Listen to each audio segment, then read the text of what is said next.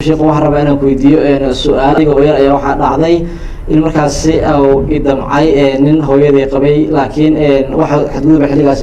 ma uusan sameynin oo waa iska difaacay halka markay xaajada taagantahay ayaa waxaa jirtay inaan aniga ahaantayda aan ka qariyo hooyaday si aysan u sababin in ayada iyo odaygeeda isku dhacaan amaba xanuun uu ku dhaco amaba ay ka naxdo oo dhibaatooyin ay dhacaan marka la soo ururiyo su-aasha ayaa waxay tahay qarinta falkaasi aan qariyay ma wax dembiya